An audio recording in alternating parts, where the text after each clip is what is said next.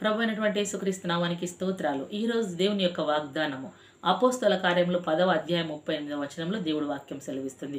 దేవుడు నజరేయుడైన యేసుక్రీస్తుల ప్రభుల వారిని పరిశుద్ధాత్మతోను శక్తితోను అభిషేకించను గనక ఆయన మేలు చేయుచు బాధింపబడిన వారిని అనగా అపవాది చేత పీడింపబడుతున్న వారందరినీ స్వస్థపరుస్తూ విడిపిస్తూ సంచరించాలని దేవుని వాక్యం సెలవిస్తుంది.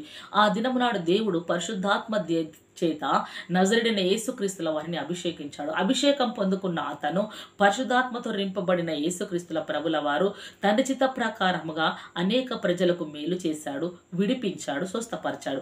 మరి ఈ రోజు నజరేయుడైన యేసు నామములో పరిశుద్ధాత్మ మనల్ని ఆవరిస్తే, పరిశుద్ధాత్ముడు మనలో ఉంటే, పరిశుద్ధాత్మ అభిషేకం మన పైన ఉంటే మనము కూడా అనేక ప్రజలను విడిపిస్తాము.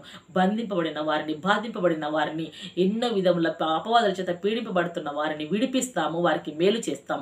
మరి మనలో ఉన్నది పరిశుద్ధాత్మ శక్తి ఆ రీతిగా పనిచేస్తుంది. మరి మనలో ఉన్నది పరిశుద్ధాత్మ శక్తి అయినా ఒక్కసారి మనల్ని జ్ఞాపకం చేసుకుందాం. పరిశుద్ధాత్ముడు గనక మన హృదయాన్ని దర్శిస్తే మనం ఇతర ప్రజలను మేలు చేస్తాం, ఇతర ప్రజల్ని విడిపిస్తాం, స్వస్థపరుస్తాం, వారి చింతకు మనం బయలుదేరుతాం. లేదు మనము పరిశుద్ధాత్మ చేత రింపబడి కూడా అనేకులకు కీడు చేస్తున్నామంటే మనలో ఉన్నది పరిశుద్ధాత్మ కాదు, దురాత్మ ఉంటుంది. ఒక్కసారి మనల్ని జ్ఞాపకం చేసుకొని పరిశుద్ధాత్మ దేవుని చేతికి మనం అప్పచెప్పుకున్నట్లయితే యేసు ప్రభుల వారు మనల్ని పరిశుద్ధాత్మ చేత రింపి అనేక ప్రజలకు వెలుగుగా మాదిరిగా మనల్ని ఉంచనయించున్నాడు. కాబట్టి ఇటు మాట దేవుడు మన ఆత్మను దీవించి ఆశీర్వదించి ఫలింపజేయును గాక. ఆమేన్. Praise the lord.